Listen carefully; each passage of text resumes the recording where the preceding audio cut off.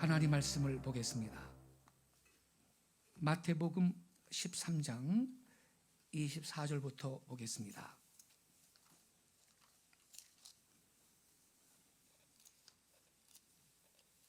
마태복음 13장 24절부터 30절까지 저와 함께 한 절씩 교독하시겠습니다. 제가 먼저 24절을 읽겠습니다. 예수께서 그들 앞에 또 비유를 들어 이르시되 천국은 좋은 씨를 제 밭에 뿌린 사람과 같으니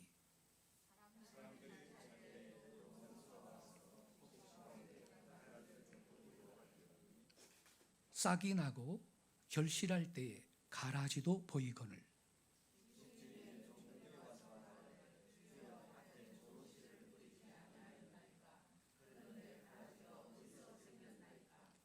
주인이 이르되 원수가 이렇게 하였구나. 종들이 말하되 그러면 우리가 가서 이것을 뽑기를 원하시나이까.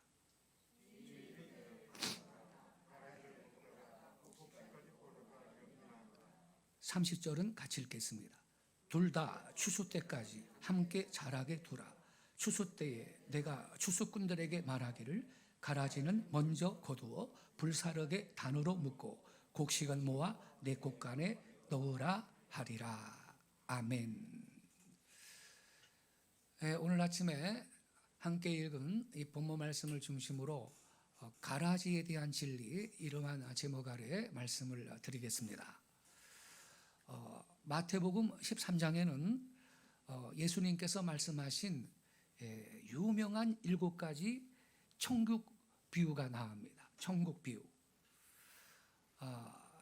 이 7가지 천국의 비유 가운데는 농사에 관한 비유가 4가지고 가정 부인에 관한 비유의 말씀이 1가지 있고 또 상인에 대한 것, 어부에 관한 것, 이렇게 하나씩 기록되어 있어서 모두 7이 되어 있습니다. 농부에 관한 비유 가운데에는 유명한 씨 뿌리는 비유가 있고 또 1가지 유명한 것이 오늘 아침 우리가 함께 읽은 이 본문의 말씀 가라지 비유입니다. 좋은 씨앗을 밭에 뿌렸는데 잠을 자는 동안에 원수가 와서 그 밭에다가 가라지를 덧뿌렸다는 것입니다. 우리 한국에서는 이러한 이야기를 들어본 적이 없지요. 그러나 여러분, 예수님 당시에 이 중동 땅에서는, 특히 아랍 세계에서는 자주 있던 일이었습니다. 심성이 착한 우리나라 농부들은 이러한 악한 일을 좀처럼 하지 않죠. 그러나 성지에 가면요, 지금도요, 아랍 세계에는 이러한 일이 종종 있다고 합니다. 자기가 미워하는 사람의 밭에 알지 못하게 가라지 씨를 잔뜩 뿌려두어서 골탕을 먹이고 농사를 망치게 한다는 것입니다. 여러분, 여기에서 말하는 이 가라지는요, 중동 지방에서 자라는 독보리를 말하는 겁니다. 한글 킹제임스 성경에도 독보리 이렇게 번역이 되어 있어요.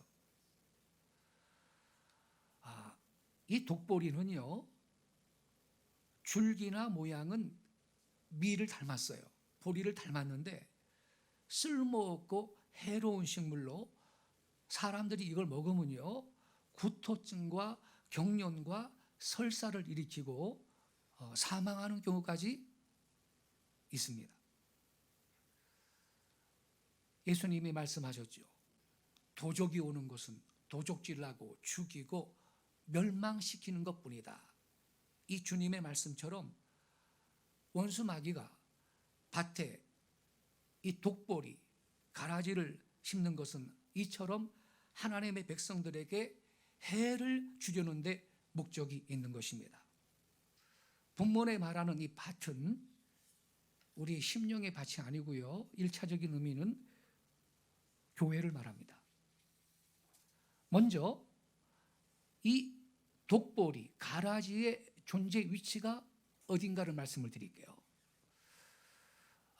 우리가 이 말씀을 읽을 때 주지해야 할 것은 여기 나오는 가라지가 불신자들인가 아니면 기독교 내부, 즉 교회 안에 존재하는 자들인가 하는 겁니다. 누굴까요? 불신자들일까요? 여기에서 말하는 가라지가? 아닙니다. 여기에 나오는 이 가라지라고 하는 것은 이 세상에서 예수님을 믿는 사람과는 아주 다른 불신자 세계의 사람들을 가리키는 게 아니에요. 이 비유에서 말하는 이 가라지는 알곡을 뿌려놓은 밭 위에다 덧뿌려 놓은 알곡과 가장 근사하게 보이는 것들로 알곡의 생장에 같이 뿌리를 받고 자라는 것들이거든요. 그렇기 때문에 여기에서 말하는 이 가라지는 불신자 세계의 사람들을 의미하는 게 아니에요. 교회 내부에 있는 부류들이 말하는 것입니다. 누굴까요? 거짓 형제들, 거짓 선지자들, 이단자들, 또한 배교자들을 말하는 것입니다. 그렇기에 이 가라지가 알곡을 해칠 여러 가지 우려가 있기 때문에 그것을 이 주인의 종들이 이거 뽑아버릴까요? 이렇게 물어본 겁니다. 그때 주인이 이렇게 말했죠. 가만둬. 둘 다 자라게 두었다가 추수 때 추수꾼들을 지켜서 이 가라지를 먼저 불사도록 뽑아서 단으로 묶을 거야 그랬거든요.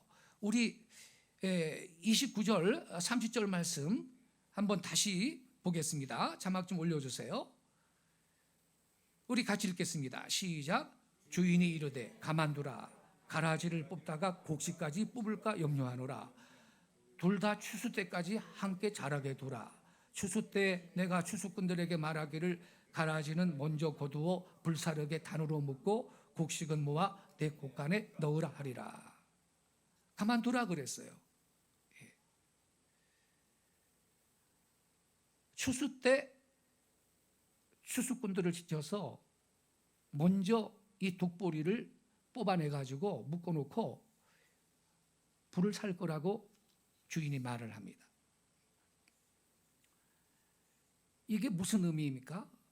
우리가요 좀 뒤로 가면 주님께서 이 구절을 우리가 지금 함께 읽은 저 구절을 친히 해석해 주신 게 나와요. 마태복음 13장 41절 42절도 보겠습니다. 자, 뭐라 그랬나요? 같이 읽겠습니다. 시작. 인자가 그 천사들을 보내리니 그들이 그 나라에서 모든 넘어지게 하는 것과 또 불법을 행하는 자들을 거두어내어 풀무불에 던져 넣으리니 거기서 울며 이를 갈게 되리라. 천사들을 보낸대요. 추수꾼이 바로 천사들을 말한 거죠. 예. 이렇게 해서 결국은요 우리 주님께서 이 역사의 종말에 심판을 하셔서 그 초자연적인 위대한 심판에 의하여 이 독보리, 이 가라지들을 전부 불살라 비로소 교회를 정화하기까지 이 땅 위에는 참것과 거짓 것이 같은 모양을 가지고 뒤섞여서 역사는 흘러갈 것입니다.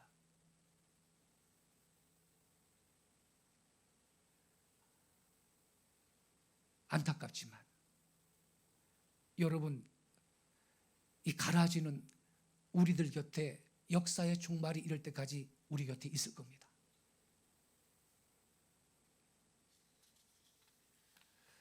여기에서 우리가 꼭 숙지해야 할 사실이 이것입니다. 가라지는요, 참되게 진리를 중심으로 받는 존재가 아니에요. 이 가라지가요, 가장 알곡인 것처럼 나타나서 얼마 동안 알곡과 더불어 자라다가 그 잎이 나고 결실을 할 때쯤 되면 비로소 가라지의 본성을 표출을 한다는 거예요. 26절에 이렇게 써 있어요. 싹이 나고 결실할 때에 가라지도 보이거늘, 이렇게 되어 있거든요.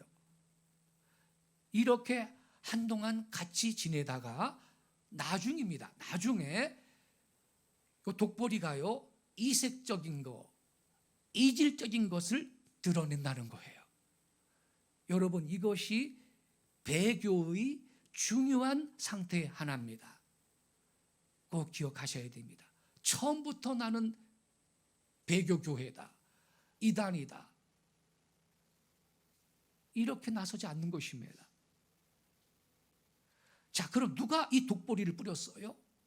그 악한 자, 마귀가 뿌린 것이라, 그렇게 주님이 말했어요. 그리고 가라지는 마귀의 자식들이다 그랬습니다. 자, 본문 마태복음 13장 37절부터 39절을 다시 한번 보겠습니다. 대답하여 이르시되 좋은 씨를 뿌리는 이는 누구라 그랬어요? 인자라 그랬어요. 밭은 세상이요, 좋은 씨는 천국의 아들들이요, 가라지는 악한 자의 아들들이요.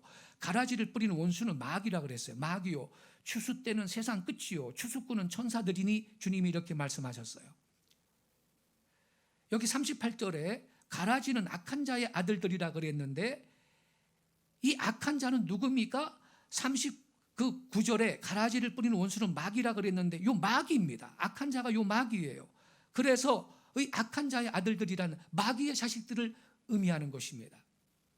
여러분, 이것은요, 일반적으로 이 세상 사람들이요, 이러한 표현보다 현저하게 하나님 나라의 자녀들에게 이 대척적인 위치에, 아주 반대되는 위치에 서 있다라는 것을 가르쳐 주고 있는 거예요. 이런 존재가 가라지인 것입니다. 일반 세상 불신자들 다 가라지입니까? 그게 아닌 거예요. 이 본문에서 이 말하는 이 가라지는 이 세상 사람들을 지금 지시하는 게 아니라는 거예요.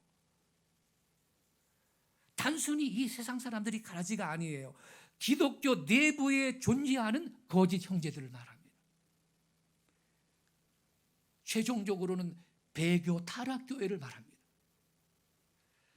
그 성격이나 목적이나 존재 이유가 왜 하필 넓은 세상에 다른 데 거하지 아니하고 우리 천국 백성들, 하나님의 자녀들이 지어나가는 역사와 현실 속에 들어와서 그것을 같이 붙들고 알곡인 채 하면서, 그것도 가장 알곡인 채 하면서 항상 이 작회를 하는 것일까요?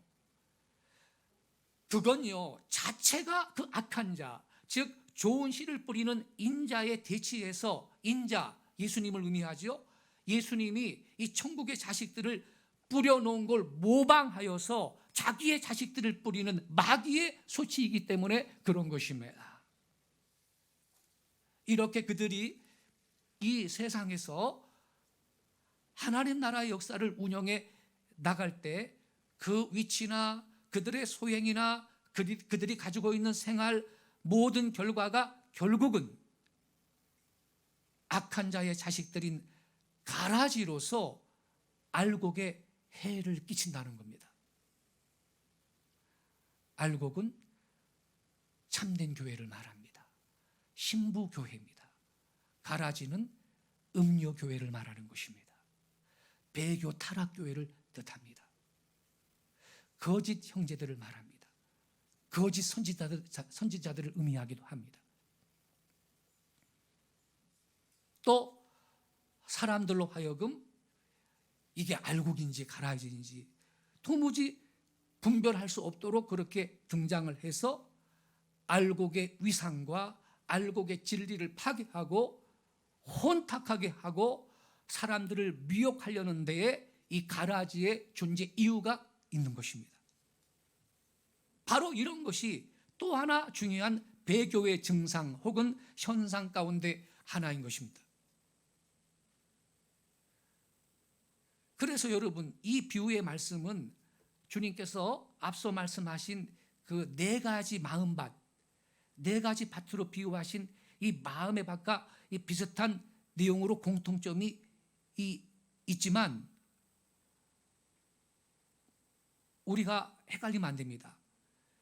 이 가라지 비유에서 주님이 알곡과 가라지로 비유하신 말씀은 우리의 이 마음의 자리를 잡은 밭을 가리키는 게 아니에요. 교회를 상징하는 것입니다. 교회는 하나님 나라의 모형으로서 이 땅 위에, 이 세상에 임한 하나님의 나라, 곧 천국인 것입니다. 이 지금 천국 비유를 했잖아요. 천국 비유. 우리는요, 천국 그리면 무슨 가는 어떤 장소를 생각을 해요. 예, 죽어서 가는 어떤 장소.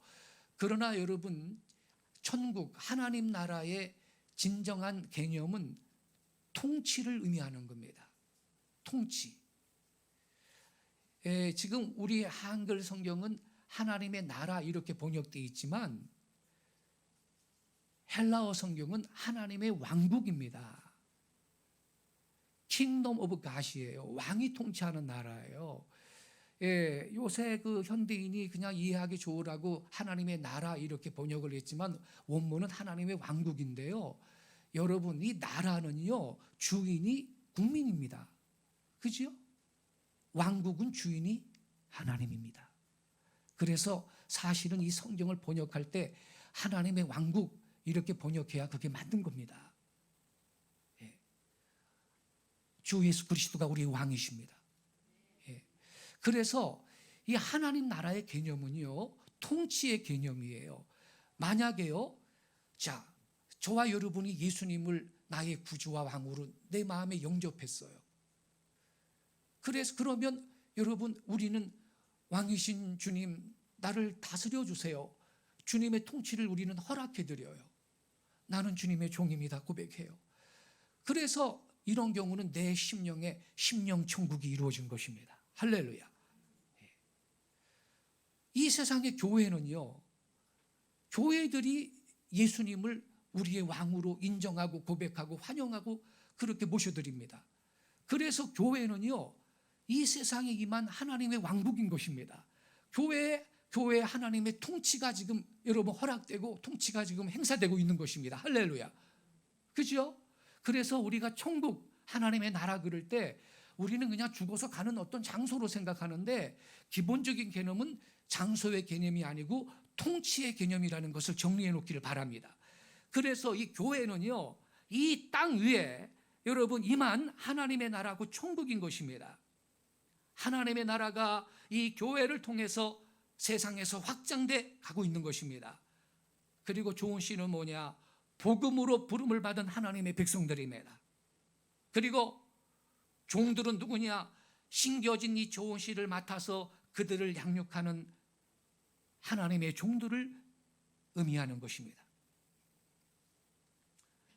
예수님께서 일찍이 교회를 세우시는 일에 대해서 베드로에게 하신 말씀대로 내가 이 반석 위에 내 교회를 세우리라 하셨어요.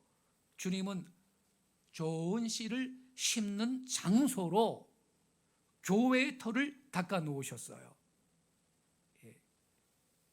그래서 그곳에 이 알곡과 함께 이제 원수 마귀가 죄를 뿌리는 거죠. 독보리를 덧뿌렸다 이 말이에요. 알곡만 번성하면 좋겠는데 마귀가 그 꼴을 안 보죠. 그래서 독보리를 덧뿌렸다라는 겁니다. 그래서 여러분, 교회 내부에는, 기독교 내부에는 참교회가 있고 거짓 교회가 있는 겁니다. 거짓 형제들이 있고 거짓 선지자가 있는 것입니다.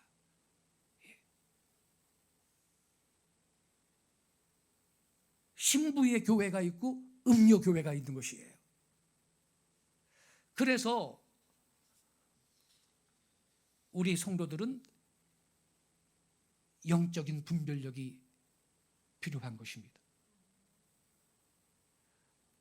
이 독보리는 밀하고 너무너무 똑같아요. 분별이 안 돼요. 가짜가 오히려 더 진짜 같아요. 그래서 많은 그리스도인들이 신천지로 빠지고 통일교로도 빠지고 JMS로 빠지고 거짓 형제들 배교 교회들한테 끌려 들어가서 희생이 되고 있는 것입니다. 이 본문 가운데 보면요, 종들이 뭐라 그래요? 가서 이걸 뽑기를 원하시나요? 주인한테 물어봤죠. 주인이 대답하기를 가만두어. 가라지 뽑다가 곡식까지 뽑을까 염려하노라. 둘 다 추수 때까지 함께 자라게 두어라. 추수 때 내가 추수꾼들에게 말하기를 가라지는 먼저 거두어 불사르게 단으로 묶고 곡식은 모아서 내 곡간에 넣으리라. 이렇게 말씀하셨거든요. 이게 무슨 의미예요? 가라지하고 좋은 곡식은 공존한다라는 이야기예요. 언제까지? 역사적 종말이 올 때까지예요. 여러분, 이 가라지는, 이 독보리는 역사의 끝까지 유감스럽지만 우리 곁에 있을 겁니다. 이 이단 사입이 없으면 얼마나 좋겠어요. 그러나 여러분, 그들은 역사의 종말이 이를 때까지 항상 우리 곁에 존재할 것입니다. 미국이나 캐나다에 가면요, 이 주택가의 특색이 잔디입니다. 어느 집을 물론하고 어느 공간을 막론하고 잔디를 볼 수가 있습니다. 어떤 분은 그 잔디에 손을 잘 대어서 탐스럽게 이 아름다운 잔디를 유지하고 있습니다. 벌써 한 10년 가까이 됐죠. 아마존을 통해서 한국의 호미라는 이름 그대로 미국의 엄청난 이 한국 호미 값의 10배 되는 값으로 팔려나가는데, 한국 사람들은 어떻게 이렇게 머리가 좋냐, 어떻게 이런 물건을 만들어 놨느냐 그러는 거예요. 미국 사람들은 잔디 갖고 오는데 잡초 뽑고 그러는데 말이죠, 모종삽 있잖아요. 모종삽 이게 여러분 효율이 얼마나 떨어지는데요. 우리 호미는요 뾰족하게 이렇게 휘어져 있잖아요. 한번 써봤더니 홀딱 반했다는 거예요. 미국인들이. 야, 코리안들은 이걸 어떻게 이런 걸 만들어냈느냐 그런다는 거예요. 10배 값으로 팔려요. 지금 수출이 되고 있어요. 예. 얼마나 잘 파집니까? 그게 잡초 뽑기도 좋고. 그래서 지금 미국 사람들은 호미 갖고 말이죠, 열심히 지금 잔디를 가꾸고 잡초도 뽑고 그러는데, 그렇게 열심히 하는 집의 잔디는 아름답게 지금 유지가 됩니다. 근데 어떤 집 잔디는 아름답지 않은 걸 볼 수가 있습니다. 잔디를 아름답게 잘 유지시키려면요, 두 가지 작업이 필수죠. 하나는 때를 따라서 열심히 물을 주는 것입니다. 또 하나는 쉬지 않고 잡초 뽑아내는 것입니다. 물을 꾸준히 주고 잡초를 뽑아내면 그 잔디는 아름답게 자라기 마련입니다. 그래서 이 미국 사람들은 여유가 있으면 자기의 잔디밭에 앉아가지고 잡초 뽑는 게 일이에요. 그런데요, 잡초를 뽑고 있으면요, 옆집 사람이 지나가면서 꼭 하는 인사말이 있어요. 그것은 끝이 없는 작업입니다. 그런다는 거예요. 그것은 끝이 없는 작업입니다. 해보셨죠, 여러분? 이놈의 잡초는요, 뽑으면요, 아무튼 끈덕지게 또 자라는 거예요. 아주 끈덕지게. 아주 그냥 잡초와의 전쟁이에요. 봄철 지나면 여름철 되면요. 아주 잡초 뽑다 보면 말이죠, 요만큼 뿌리 안 뽑았는데 1시간 지나고 허리가 얼마나 아픈지 몰라요. 저도 여기 잡초 뽑아봐서 알아요. 아이고, 이건 뽑으면 또 나요, 또 나. 이 잡초를 제거한다는 건 한 번에서 끝나는 게 아니에요.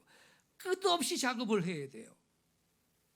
이처럼 여러분, 이단자들, 거짓 형제들, 배교 집단도요, 그렇게 역사적 종말이 이를 때까지 우리 곁에 계속 존재한다는 겁니다.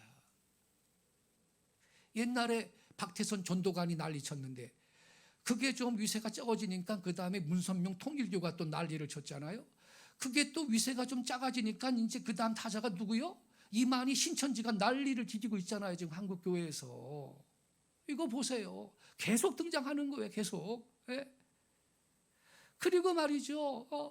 아니 1992년 10월 26일 날 휴고 있고 재림 있다고 그때는 말이죠. 바코드 컴퓨터 바코드 번호가 666표라고 그러면서 사람을 미혹했는데 최근에는 베리칩이 짐승의 표라고 또 미혹하더니 제가 얼마나 영적 전쟁을 많이 한지 압니까? 글을 쓰고 말이죠. 이제 쑥 들어갔어. 이제 다음엔 또 뭐라 그러나 몰라. 예. 계속해서 거짓 교사들도 등장하고 있는 것입니다. 특별히 로마 카톨릭은 끝까지 큰 위력을 갖고 종말의 때까지 존재할 겁니다. 다른 이단들은 일어났다가 소멸이 되고 약해지기도 하고 없어지기도 하는데 로마 카톨릭만은 끝까지 위세를 어느 정도 유지하면서 물론 중세 암흑시대의 위상을 회복하지 못하겠지만 그러나 강력한 힘을 유지하면서 재림 때까지 존재할 것입니다. 그래서 그리스도인들은 깨어 있어야 합니다. 분별해야 하는 것입니다. 이 가라지 같은 존재, 이 잡초 같은 존재는 세상 끝날까지 공존하는 것입니다. 알곡하고. 그래서요, 우리가요, 섣부르게 또 급하게 가라지를 뽑으려고 하면요, 오히려 자기 자신이 상하는 사실도 볼 수가 있습니다.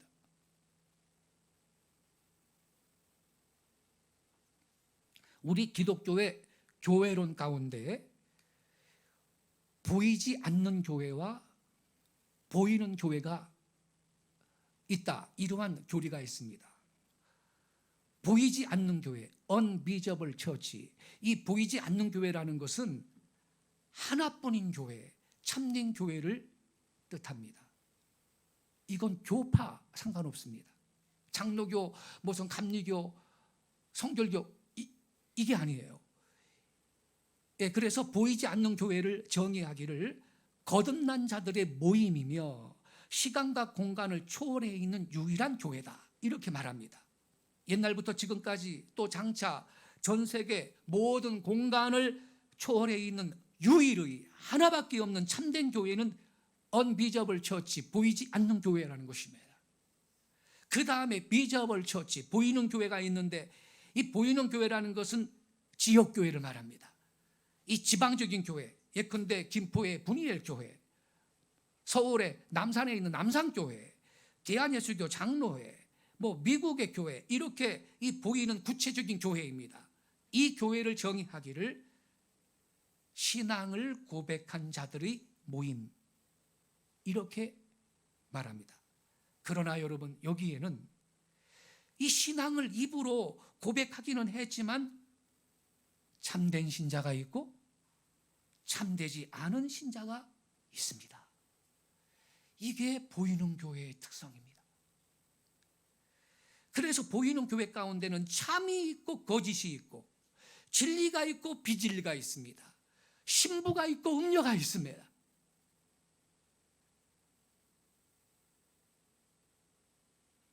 근데 이게 같이 공존을 하는 거예요. 이 두 가지가 끝까지 그냥 가다가 세상 마지막에 가서 주 예수님이 재림하시고 심판대에서 보이는 교회는 없어지고 그때는 보이지 않는 교회가 영원히 존재하게 될 것입니다. 이렇게 선과 악이 공존합니다. 세상에는요, 가라지처럼 보이는 좋은 곡식이 있어요. 겉으로 보기에는요, 도무지 잘 믿는 것처럼 보이지 않고 좀 시원치 않아 보이는데 오히려 참된 신앙인을 종종 만나볼 수가 있어요. 저분은 진국이네. 참된 신자구나. 이렇게 확인이 되는 분이 있어요.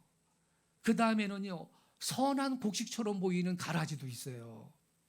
남이 볼 때는 참 좋은 신자처럼 보이는데 실제는 그렇지 않은 것이 있어요. 근데 우리 신자들은 영 분별의 은사가 있으면 괜찮지만 그렇지 않다면요, 그것을 잘 구분해내지 못해요. 한국에는요, 이 피라는 것이 있죠. 숙련된 농부들은 이 피를 잘 알아가지고요 미리 뽑아버려요. 미리 뽑아버리는데 이 서투른 사람들은 피를 뽑다가 곡식까지 뽑는 수가 종종 있습니다. 그러나 여러분 아까 말씀드렸듯이 이 성지의 이 가라지는요 진짜 모른답니다. 이게 밀이 있고 요건 독보리를 말하거든요. 아무리 봐도 차이가 없다는 거예요. 마지막 열매가 나올 때 비로소 차별이 확실하게 있는 것이지 열매 나오기 전에는 구분을 못한다는 거예요. 우리는 누가 참된 사람인지 누가 거짓된 사람인지 잘 몰라요. 진리의 말씀에 굳세게 서 있지 못하면 어디가 이단인지 어디가 그릇된 교회인지 잘 몰라요. 그래서요 이 무디 목사님 19세기에 유명한 부흥사로서 활동했던 무디 목사님이요 천국에 가면 3번을 크게 놀란다 그랬어요. 한 번은요 도저히 이 천국에 올 수 없다고 생각한 사람이 거기에 와 있다는 거예요. 그래서 깜짝 놀란다는 거예요. 아까 그랬죠. 가라지처럼 보이는 좋은 곡식도 있다고. 겉으로 보기엔 도무지 잘 믿는 것처럼 안 보여도 오히려 참된 신앙인이 종종 있어요. 그러니까 외모로 함부로 판단할 수 없어요. 그래서 이 무디 목사님이요 이 천국에 가면 3번을 크게 놀라는데 한 번은 뭐냐, 여기 올 수 없는 사람인데 저 사람 왜 왔나, 그래서 깜짝 놀란다는 거예요. 또 한 번은요 뭐지요, 꼭 거기에 와야 할 사람인 줄 알았는데 없더라는 거예요 천국에. 그래서 또 깜짝 놀란다 그랬어요. 3번째는 뭐지요, 자기가 거기 와 있는 걸 보고 깜짝 놀란대. 할렐루야. 여러분, 저와 여러분이 천국 가는 것이 주님의 큰 은혜인 줄로 믿습니다. 예. 그래서 여러분 요한계시록에 보세요. 5장에 보면요 24장로가 말이죠 이 보좌 위에 앉아가지고요 인자를 향해서, 하나님을 향해서 자기 받은 면류관을 던지면서 찬양하고 경배하고 있어요. 24장로는요 신구약 성도들을 대표하는 거예요. 이 구약의 이 이스라엘 백성 12지파로부터 형성됐죠. 이 교회는 12사도가 기초가 됐잖아요. 그래서 그 보좌 위에 24장로가 앉아 있는데 그 24장로는 신구약에 구원받은 성도들을 대표하는데 머리에 면류관을 쓰고 있는데 이 면류관을 그냥 쓰고 있는 게 아니라 하나님을 찬양하는데 면류관을 벗어 던지면서 주님 앞에 벗어 던지면서 찬양하고 있대. 왜 그래요? 자기들이 면류관을 받아 썼는데 가만히 생각해 보니까 그것도 다 누구 은혜예요? 주님 은혜라. 여러분, 우리도요 지금 주님께서 은혜 안 주셨으면요 지금 감옥에 가 있을지 어떻게 하냐고. 우리가 무슨 죄를 짓고. 이게 다 주님의 은혜거든. 그러니까 여러분, 우리가 하나님 앞에 크게 쓰임 받는 것도 주님의 은혜인 걸 믿으시기 바랍니다. 자랑할 게 없고요 면류관은 주님께 벗어 던져야 되는 거예요. 할렐루야. 주님 영광 받으세요. 주님만 영광 받으세요. 그래서 24장로가 오히려 면류관을 상으로 받았는데도 그걸 주님 앞에 던져드리면서 찬양하고 있는 거예요. 하여튼 여러분, 현세는요 마지막까지 선과 악이 공존한다는 이 진리의 말씀을 우리는 명심해야 할 것입니다. 그래서 우리가요 진리의 말씀에 굳세게 서야 되고 참과 거짓 선악을 분별하면서 우리 대장 되신 예수님과 함께 아까 찬양했죠. 우리는 싸우면서 전진하고 승리해야 할 줄로 믿습니다. 그런데 이 가라지가요 언제 뿌려졌어요? 여러분, 사람들이 잘 때 원수가 곡식 가운데 덧뿌렸다 그랬어요. 잘 때. 이 잔다는 말은요 영적 표현으로 마귀가 사람들이 알지 못하는 사이에 심는다, 이런 뜻이죠. 그렇습니다. 이 마귀는요 그 가라지를 심을 때 뭐 홍보합니까? 광고합니까? 안 해요. 사람들의 눈에 띄지 않게 심는단 말이에요. 이게 무슨 말이냐, 처음부터 거짓으로, 그럴듯하게, 외식으로, 속임수로 역사하는 것입니다. 그리고 우리가 그것이 가라지라고 알게 되었을 때는 이미 결실하는 시기이므로 그 뿌리가 이미 사방으로 뻗쳐 있으며 많은 알곡들과 뿌리와 줄기가 엉켜져 있게 되는 거예요. 이때 가라지 뽑으면 어떻게 되겠어요? 알곡도 같이 뽑아버리게 되는 그러한 사고가 생기는 거죠. 그래서 주인이 놔둬라, 나도 그거 뽑다가 알곡까지 뽑겠다, 추수 때까지 그냥 자라게 놔둬라 그랬어요. 잠잘 때 원수가 뿌렸어요. 다른 한편 잠을 잘 때란 교회가, 성도가 기도가 없을 때를 의미하기도 합니다. 교회는 언제나 기도로 깨어 있어야 할 것입니다. 그렇지 않으면 원수마귀가 가라지를 덧뿌립니다. 교회에도 뿌리고 내 심령에도 뿌리고 내 가정에도 뿌리고, 가라지가, 이 마귀가 뿌리는 가라지가 생기게 되는 것입니다. 그리고 이 가라지가 싹이 나고 밑파리가 나고 결실할 때 보였다 그랬죠. 아까 말씀드렸듯이 가라지의 식별은 인간의 판단으로 진부를 가리기가 어렵다는 걸 의미하는 것입니다. 우리의 눈에 가라지로 보이는 것도 가라지가 아닌 경우도 있어요. 또 우리의 눈에 가라지로 보이지 않는 것도 가라지일 경우가 있습니다. 사람들의 눈에는 사도로 보였지만 여러분, 가룟 유다는 분명히 거짓 사도였습니다. 가라지였어요. 오직 예수님이 처음부터 그가 가라지임을 알고 계셨어요. 결실할 때란 그 가라지의 정체가 분명히 드러났을 때를 말하는 것이지요. 사도적인 교훈과 진리에서 완전하게 이탈하여 자기의 본성을 보였을 때를 말하는 것입니다.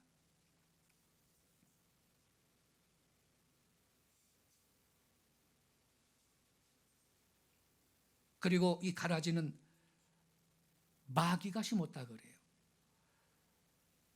마귀가 심은 마귀의 자녀들이라고 했어요. 이 가라지는요, 그러니까 거짓 형제의 노를 쓰고 자랍니다. 거짓 형제란 뭐냐? 진리에 대한 신앙 고백이 다른 사람을 가리키는 겁니다. 우리는 마리아가 시체가 썩지 않고 하늘로 승천했다는 로마 가톨릭의 교리가 거짓말이라는 걸 합니다. 우리는 마리아가 평생 처녀였다라는 로마 가톨릭의 교리가 거짓말이라는 걸 압니다. 평생 처녀 아니었는데 평생 처녀라고. 마리아는 원죄가 없이 태어났대. 성경에 의인은 없나니 하나도 없다 그랬거늘. 마리아를 신격하려고 온갖 거짓말을 만들어 놓고 조상 숭배하고 유골 숭배하고 형상을 숭배하고 성직자의 독신을 강요하고, 사도 바울도 베드로도 사실 다 혼인을 했던 사람이거든요. 구약시대 제사장들 다 혼인했거든요. 이 성직자의 독신을 제도적으로 금지하는 것은 이방 종교, 곧 성경에 보면요, 디모데서에 보면 The Doctrine of Devil, 마귀의 교리라고 써 있어요. 분명히 혼인을 금하는 게.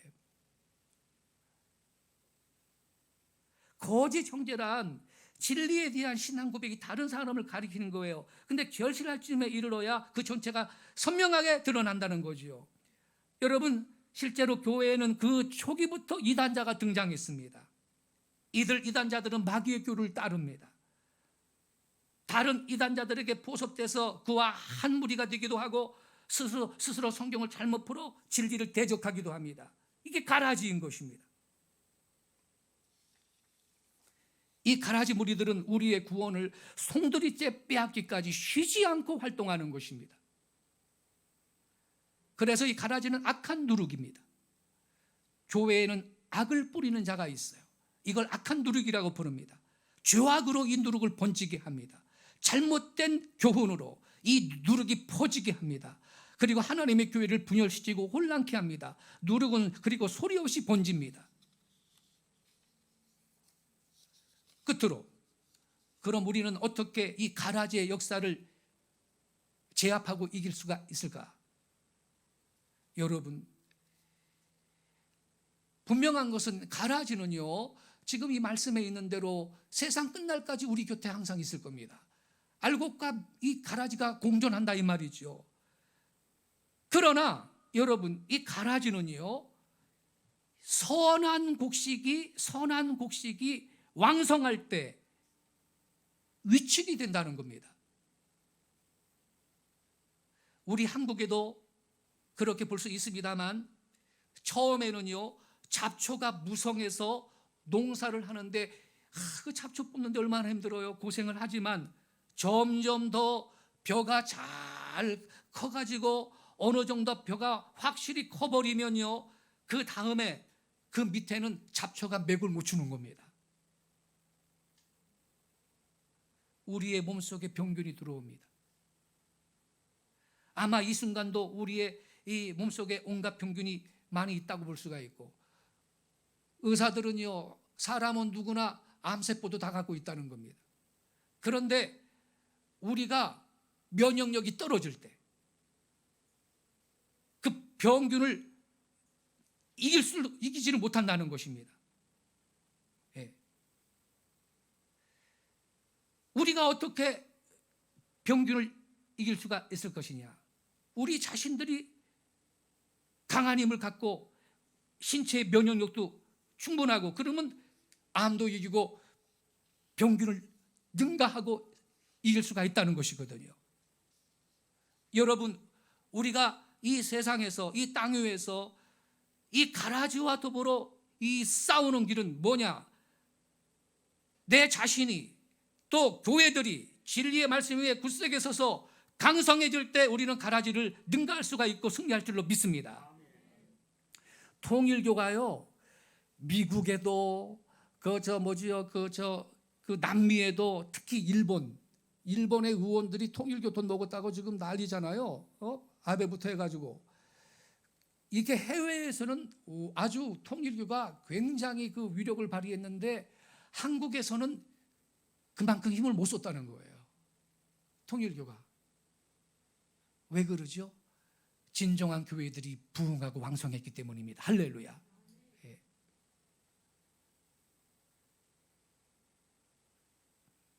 여러분, 만약에요, 이 땅에 천만 성도들이 없고 교회들이 다 문을 닫고 사라진다면 그 빈자리를 누가 차지할까요? 미신이 들어올 겁니다. 무당들이 설칠 겁니다. 당연한 것입니다. 그리고 거짓 종교들이 판을 칠 겁니다. 그리고 이 나라는 망하게 될 겁니다. 그래서 우리는요, 가라지와 더불어 싸우는 길이, 가장 좋은 길이 뭐냐? 나 자신이 강성해질 때 우리는 가라지를 능히 이길 수가 있는 걸 믿습니다. 어떻게 우리 자신을 강하게 할 수가 있는 것이냐? 어떻게 참된 교회들을 강하게 할 수 있는 것이냐? 진리로 무장해야 하는 것입니다. 그리고 참교회 신부의 영성을 가진 성도들이 그 영성을 유지할 수 있도록 하나님과 더불어 밀접한 교제를 가지면서 하나님과 정상적인 관계를 가지는 것, 이것이 저와 여러분이 강건해지는 방법이 되는 것입니다. 종교개혁자 에라스무스의 말 가운데 난파선이라는 이야기가 있습니다. 난파선. 바다에서 큰 풍랑을 만나가지고 배가 깨지고 이제 파손이 되는데 타고 있던 사람들이 물에 빠져가지고 거의 다 죽었는데요, 그 중에 몇 사람이 살아남았습니다. 그 사람들이 누군고 하니 배는 깨졌지만 그 깨어진 배, 모체, 그 배 조각을 그냥 굳건히 껴안고 있는 분들이 다 살았더라, 이런 말이 나옵니다. 우리가요, 참으로 힘들 때, 어려울 때, 지칠 때, 그래도 그냥 주님을 굳건히 붙드는 삶, 교회를 굳건히 붙드는 사람은 그 어려운 상황 속에서도 결국은 구원을 받고 돌파하고 승리할 줄로 믿습니다. 자기 인간적인 힘을 가지고 헤엄을 치고 자기 힘으로 어떻게 하려고 하면요, 다 물속에 빠져 죽고 마는 것입니다. 그러나 교회를 굳건히 붙드는 자, 또 하나님의 집을 중심으로 사는 자, 아무리 어려도 주님을 굳건히 붙드는 그 삶은요, 하나님이 도와주십니다. 할렐루야. 하나님이 길을 만들어 주십니다. 새 문도 열어 주십니다. 그래서 승리하는 것입니다.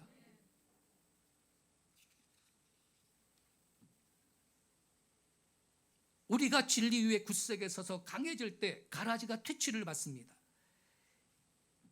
이 가라지 비유의 신비한 뜻을 마음에 새기며 신앙의 지침이 되기를 바랍니다.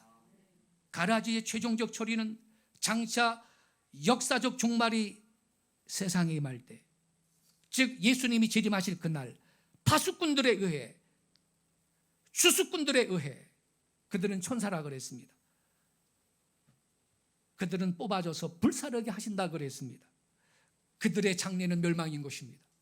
그러므로 우리는 알곡의 위치를 굳세게 지키고 우리 대장 되신 주님과 함께 전진해야 될 줄로 믿습니다.